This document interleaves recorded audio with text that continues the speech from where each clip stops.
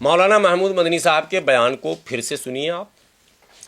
उसमें उन्होंने जो बातें कही हैं सुप्रीम कोर्ट के संबंध में, वो ये कही है कि सुप्रीम कोर्ट तब सुप्रीम कहलाएगा जब वो न्याय करेगा, फैसले नहीं सुनाएगा, न्याय करेगा। फैसला सुनाना एक पहलू है, न्याय करना दो पहलू है। मैं भी ये मानता हूँ, भारत का मुसलमान ये मानता है कि अदालतों से हमें न्याय नहीं मिला है। फैसले सुनाए गए, वो संविधानवादी है, हम स्वीकार कर रहे हैं, करना पड़ेगा। संवैधानिक व्यवस्था में कोर्ट का फैसला माने सर्वमान्य आपको मानना ही है, वो हम मान रहे हैं। किसी ने मतलब ऐसा भारत में एक भी मुसलमान नहीं जो ये कहे कि कोर्ट का फैसला हम नहीं मानते, या महमूद मदनी साहब ने भी ये नहीं कहा। उसको सुनिए, राम मंदिर के मामले में आप उस सुप्रीम कोर्ट के सारे फैसले जितने हैं पूरे पेज पढ़ लें। 3 बातें कही गई थी। कहा गया था मस्जिद मंदिर तोड़कर मस्जिद बनाने के कोई साक्ष्य नहीं मिले, ये उस ऑर्डर की कॉपी में। दूसरा कहा गया था कि 1949 तक यहां नमाज पढ़ी जा रही थी। तीसरा उसमें कहा गया कि जो मूर्तियां रखी गई, जिसको रामलला प्रकट होना कहा गया, जो मूर्तियां रखी गई वो ट्रेस पास का मामला बनता, ये मैंने जुर्म बताया उसको, ये सुप्रीम कोर्ट ने। मैं बिल्कुल कुछ अपनी तरफ नहीं कर रहा हूं। वो सारी कॉपी 1 सेकंड में डाउनलोड है, ठीक है, बल्कि डाउनलोड किया हुआ भी हमारे पास, उसकी कॉपी भी निकली हुई है हमारे पास, है अभी फाइल में। मैं बोले वो निशान भी कुछ लगे हैं, कुछ नहीं लगे हैं, लग जाएंगे। ये उनके फैसले में है। अब आप बताइए कि मंदिर तोड़कर मस्जिद बनाई भी नहीं गई, उसमें नमाज भी होती थी, जिसने मूर्ति रखी वो ट्रेस पास का काम किया, जिसने उस मस्जिद को शहीद किया वो अपराध था, ये सुप्रीम कोर्ट कह रहा। तो जब सब कुछ मेरे फेवर में था तो फैसला आपने मेरे खिलाफ क्यों दे दिया? एक सवाल, हमने तो फैसला मान लिया, लेकिन क्या हम ये नहीं कह सकते कि आपने फैसला मेरे ऊपर थोपा, न्याय नहीं किया? ये तो कहने का अधिकार है। ये भी लोकतंत्र में एग्री और डिसएग्री, इसका हमको राइट है, मानना पड़ेगा, ये संवैधानिक व्यवस्था है। लेकिन डिसएग्री हम कर सकते हैं, ये हमको राइट मिला हुआ। सर आप ऐसा मत सोचिए मैम कि हम डिसएग्री भी नहीं कर सकते। डिसएग्री तो हमने डिसएग्री किया और हमने कहा है सुप्रीम कोर्ट से। अब आप आ जाइए बुलडोजर पर। उन्होंने ये सवाल उठाया कि सुप्रीम कोर्ट जो है सरकार के दबाव में। यस यस यस यस आइए, सुप्रीम कोर्ट को आप मानते कि वो सरकार के दबाव में? आइए ना, सब मैं जवाब दे रहा हूं ना। मां भी उच्चतम न्यायालय के माननीय मुख्य न्यायाधीश जो पूर्व हो गए गवई साहब, जाते जाते उन्होंने कहा कि मैंने एक ऐतिहासिक फैसला बुलडोजर पर सुनाया। उनका बयान है, सभी पत्रकार बंधु जानते। क्या फैसला सुनाया उन्होंने? जरा हमको बताइए क्या फैसला सुनाया। बुलडोजर तो चल रहे। अभी 2 घटना बताता हूं। अयोध्या में एक मोहम्मडन जो है वो पकड़ा गया बलात्कार के केस में। उसके बेटा, उसकी बेटी, उसका दामाद, उसका साला, उसका फूफू, चाची, ममानी, नानी, सबके घर पे बुलडोजर चल गया। बोलिए अगर गलत बोल रहा हूं, चलिए अयोध्या। रोज टीवी वाला दिखा रहा था, आज जो है अब्दुल के घर पे बाबा का बुलडोजर। बाबा का बुलडोजर संविधान का बुलडोजर होगा। ये बाबा का बुलडोजर कब से होने लग गया भाई? राज संविधान का है और बुलडोजर बाबा का है। मतलब है कि कोर्ट कहीं ना कहीं दबाव में आ रहा। कहने में क्या परेशानी है भाई? सच बोलने में इतना डरेंगे आप? देश में सच बोलने की भी आजादी छीनी जाएगी क्या? यह गलत परंपरा है कि आप, मैं जुर्म कर रहा हूं ना, गुलाम सरवर मुजरिम है ना, तो संविधान हमें मुजरिम मानेगा, हमें सजा मिलेगी। मेरे बच्चे, मेरे भाई, मेरे मामा, मेरे क्या चल रहा? तौकीर रजा के साथ क्या हो रहा? उसके रिलेशन में दूर का भी कोई है ना, ससुराल का, उसके भी घर पे बुलडोजर चला दिया गया। तौकीर रजा ने कितनी गोली फोड़े, तौकीर रजा ने कितने बम फोड़े, बताइए जरा। अरे जुलूस ही तो निकाला था। क्या जुलूस निकालने का अधिकार भी छीन रहे हैं आप? अगर आइलम मोहम्मद पर जुलूस ही निकाल दिया तो संवैधानिक दृष्टिकोण से कितना बड़ा जुर्म कर दिया था उन्होंने। आपने उसे क्या नहीं किया? आपने तो उनके घर पे बम भी दिखा दिया, आपने तो कारतूस की फैक्ट्री भी दिखा दी, आपने तो सारा इलीगल घोषित कर दिया। मेरा सवाल तब भी था, आज भी है, कल भी रहेगा। और महमूद मदनी साहब से मैं फिर कह रहा हूं, आप बैक टू पवेलियन मत हो जाना। आपने कहा है कि मैं पीठ पे गोली नहीं खाऊंगा, यह भी उनका बयान है। गुलाम सरवर भी आपसे कहता है कि पीठ पे गोली कोई भारत का मुसलमान भी खाने को तैयार नहीं है। आजादी की लड़ाई में जलियांवाला बाग में भी हमने पीठ पर गोली नहीं खाई थी, पठानों ने सीने पे गोली खाई थी। हम सीने पे गोली खाने के लिए तैयार है, लेकिन जो रहनुमाई करे वो गद्दारी ना करे। रहनुमा अगर गद्दार होगा तो कौम का बेड़ा गर्क हो जाएगा, ये हमारा कहना। और हम महमूद मदनी साहब के उस बयान से 100% सहमत हैं, एग्री हैं, हम उनका समर्थन कर रहे हैं। और हम सबसे निवेदन कर रहे हैं, देश के तमाम सम्मानित लोगों से, भारत के तमाम बुद्धिजीवियों से, हम अपने बड़े भाई हिंदू भाइयों से, प्रोफेसर से, लेक्चरर से, डॉक्टर से, तमाम जो बुद्धिजीवी हैं, आप इस देश को बचाने में आगे आइए। ये लोग देश को गलत दिशा पर लेकर जा रहे हैं। मदनी जी पे सब क्यों हो रहा है? आपको बार बार कह रहे हैं कि पीछे मत हटना। देखिए, भारत का एक इतिहास रहा है, उस इतिहास में कई बार ऐसा हुआ कि जो लीड करने वाले थे वो मिसलीड हो गए। तो ये शक, ये भय मुसलमानों में रहता है कि जो लीड कर रहे हैं कहीं वो मिसलीड ना हो जाए। हम तो तैयार हैं उनके पीछे चलने को, लेकिन अगर वो मिसलीड हो गए तो फिर हमारा क्या होगा, ये एक सवाल है। इसलिए मैं बार बार इसको रिपीट कर रहा हूँ, वरना हमें रिपीट करने की कोई ज़रूरत नहीं। तो हजरत आर पार की लड़ाई पे आ गए हैं क्या? नहीं, कौन सा आर पार, किससे आर पार लड़ाई? कह रहे जिहाद करेंगे भाई। अरे भाई, इसमें जिहाद का तो मैंने बता ही दिया आपको, संघर्ष करेंगे, सब लोग कर रहे हैं, कौन नहीं कर रहा। काशी राम ने जिहाद किया, सत्ता प्राप्त किया। चंद्रशेखर रावण ने जिहाद किया, MP बन गए। जिहाद है वो, संघर्ष। अब उसी को तो मैं समझा रहा हूँ। चुप क्यों थे आप लोग? मुसलमान मारा जा रहा, पीटा जा रहा, आप लोग मलाई खा रहे थे मौलाना लोग बैठ के, अब होश में आए आप लोग। देर आयद दुरुस्त आयद, इसलिए जब भी सच बोलेंगे हम वेलकम करेंगे। जब भी सच बोलेंगे, सुबह का भूला शाम को घर आता है, उसे भूला नहीं कहते हैं। मैं एक अपील बार बार कर रहा हूँ, आप लोग इसको बार बार चलाइएगा कि जो हमारी सियासी क़यादत खड़ी हो रही है, जिस तरह से 10 लाख वोटों से मौलाना बदरुद्दीन अजमल साहब को हरवाया गया, जो एक अफसोसनाक वाक़या है, और पूरे आसाम में जो जुल्म के पहाड़ तोड़े जा रहे हैं, और वहाँ के मुख्यमंत्री जो बेलगाम होकर बयान दे रहे हैं, हेमंत बिस्वा शर्मा, इसमें भी मौलाना महमूद मदनी साहब आपको सकारात्मक रोल अदा करना पड़ेगा। हम मुस्लिम लीडरशिप को कमज़ोर होते देखना नहीं चाहते हैं। शर्मा तो कह रहे हैं कि मदनी साहब को बांग्लादेश भेज देना चाहिए। गए थे मदनी साहब ने, अभी पिछले कई महीनों से मदनी साहब एकदम फ्रंट फुट पर हैं और पॉजिटिव में।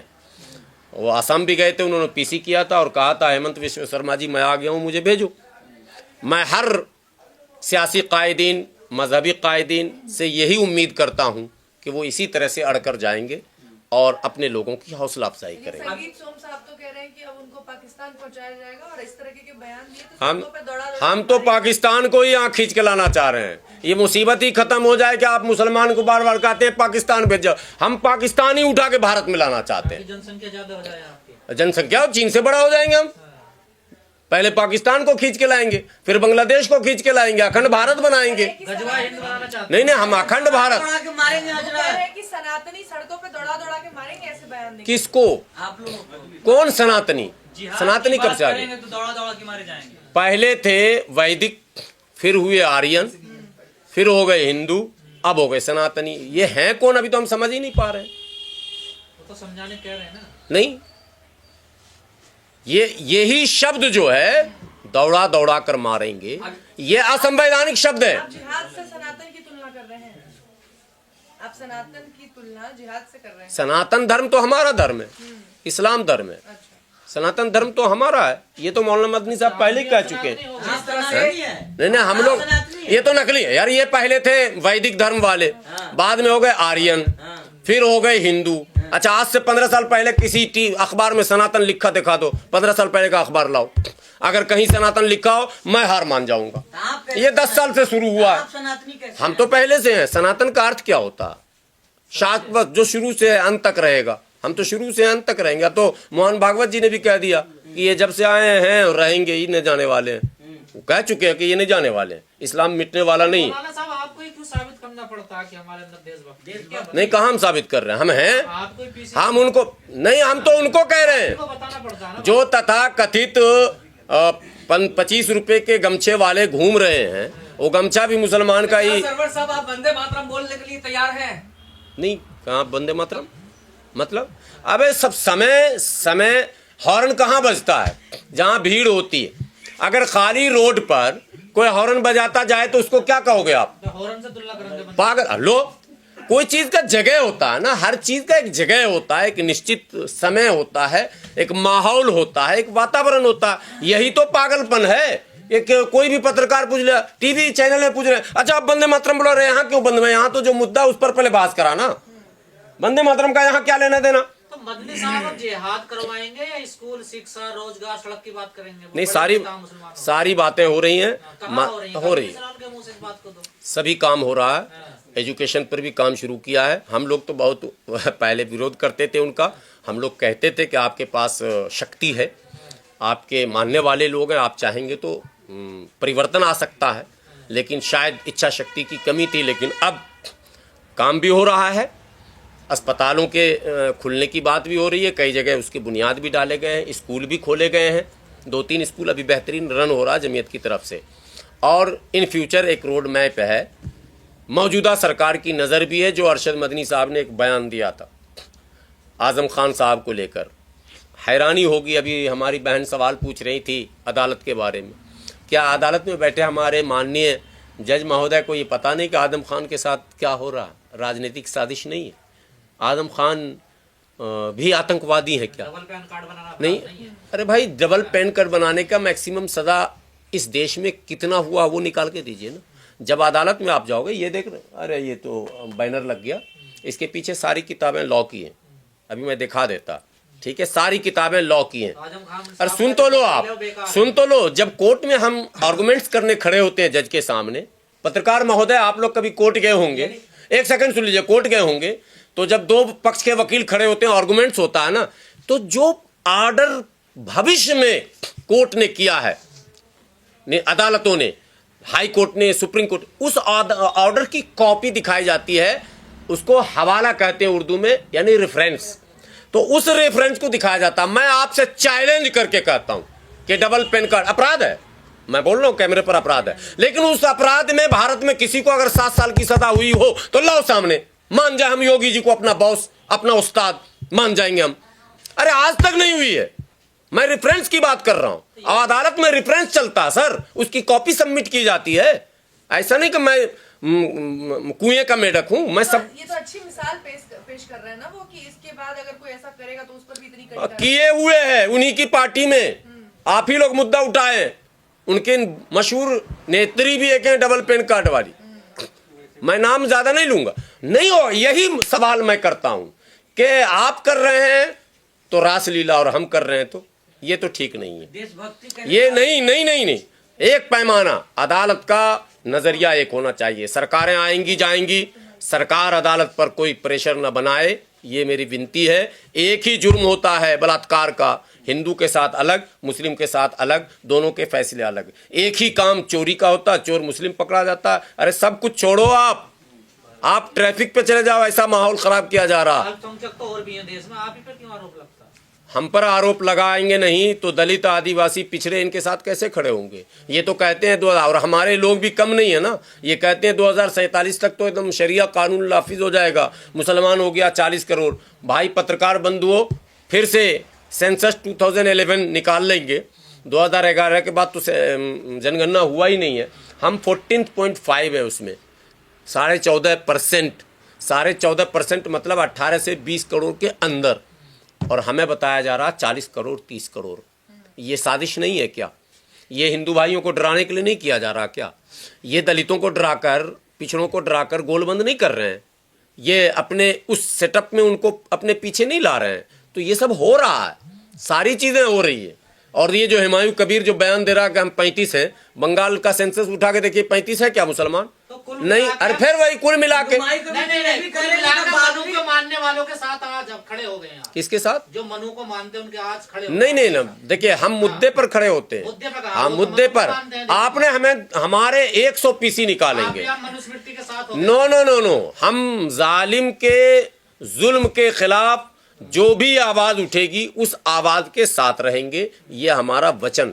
हजरत हुमायूं कबीर कह रहे हैं कि आज जो मौलाना पंडित या भाजपा के लोग विरोध कर रहे हैं, बाबरी मस्जिद जब शहीद हो रहा था तो आप लोग क्यों चुप थे? हुमायूं कबीर क्यों चुप थे? हुमायूं कबीर क्यों नहीं आए? मैं तो आवाज उठाया था। हुमायूं कबीर कहाँ थे? मर जाएंगे लेकिन मस्जिद बनवा के रहेंगे। नहीं, वो तो मैं तो मौलाना मदनी साहब से गुजारिश करता हूँ कि एक बयान उनको देना चाहिए, बंगाल को पोलराइज न करें। हुमायूं कबीर को बर्खास्त करें, गिरफ्तार करें, ममता बनर्जी खुद उसे जेल में डाले, उसका मानसिक संतुलन बिगड़ गया। नहीं नहीं, मस्जिद वो नहीं बना रहा, वो मस्जिद ज़र्रार, हमारे यहाँ मस्जिदों में आग भी लगाई गई, उसको इस्लाम है। सुन तो लो आप, अरे आप सुन तो लें पत्रकार बंधु, इस्लाम में एक मस्जिद था जिसका नाम है मस्जिद ज़र्रार, उसको जलाने का हुक्म है, ठीक है। ये मस्जिद ज़र्रार बना रहा, बाबर से हमारे भारत के मुसलमानों का कोई संबंध नहीं है, वो विदेशी शासक था, आया, किसी ने बुलाया, मारा। फिर सुन तो लो पूरी बात। और बाबर का ही औलाद था हुमायूं को शेर शाह सूरी ने मार के भगाया था, तो सूरी के वंश भारत में रहते हैं, मुगल का वंश कोई भारत में मिलेगा नहीं। सुन लो आप, उसी का बेटा था अकबर, उस अकबर के नवरत्नों का लिस्ट निकालो, हम नहीं है कहीं पर, और उस अकबर के सेनापति का लिस्ट निकालो, हम नहीं है। तो सवाल ये पैदा होता है, जिस पर जितने आरोप आप लगा रहे हो, आप ही तो प्रमोट किए हो सबको, हमने कहाँ प्रमोट किया, फिर आप ही प्रमोट करा रहे हो। ये आरएसएस के हाथ के एजेंडे हैं, खिलौने हैं हुमायूं कबीर, ये प्रमोट करा रहे हैं। बाबर को ये मारना नहीं चाहते, हम चाहते हैं नाम मिटा दो, खत्म करो कहानी, लेकिन तुम किस काम मिटा ही नहीं रहे हो नाम।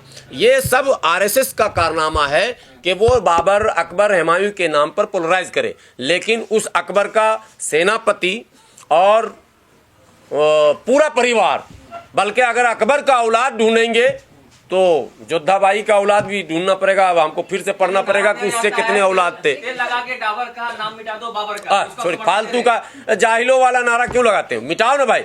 हम उन मुसलमानों से गुजारिश करते हैं जो मुगल के नाम पे भड़कते हैं। भाई मुगल से हमारा कोई रिश्ता नहीं है, हमारा रिश्ता ख्वाजा गरीब नवाज से है, हमारा रिश्ता निज़ामुद्दीन औलिया से है, हमारा रिश्ता कुतुबुद्दीन बख्तियार काकी रहमतुल्लाह अलैह से है, हमारा रिश्ता जो है शरफुद्दीन या मनेरी से है, हमारा रिश्ता जो है कछौचा से है, हमारा रिश्ता औलिया किराम से है। हम उनके सदक़े में इस्लाम में दाखिल हुए हमारे आबा व अजदाद, इसलिए हम उनके नक्शे कदम पर चलेंगे। कोई आइडियल हमारा मुगल नहीं है। लेकिन आपके खुद के बीच में तो डिफरेंसेस हैं। ऑल इंडिया इमाम ऑर्गेनाइजेशन जो है वो कह रही है कि ये जो इनका बयान है, ये कौन संगठन है? साहब के नहीं, कौन है ये? देश को बांटने वाला बयान। अच्छा, वही जो अयोध्या गए थे हमारे मौलाना, बड़े लंबी दाढ़ी, हाँ, आपको लगता नहीं जाना चाहिए? माशाल्लाह। उनका क्या बयान आया? हाँ, वो कह रहे देश को बांटने वाला बयान है, गैर जरूरी है, नहीं देना चाहिए। नहीं ठीक है, वो गैर जरूरी काम वो करते ही हैं वो जरूरी काम वो करते भी नहीं है। उनका अगर शिजरा निकाल दीजिएगा तो बड़ा गड़बड़ हो जाएगा, ठीक है।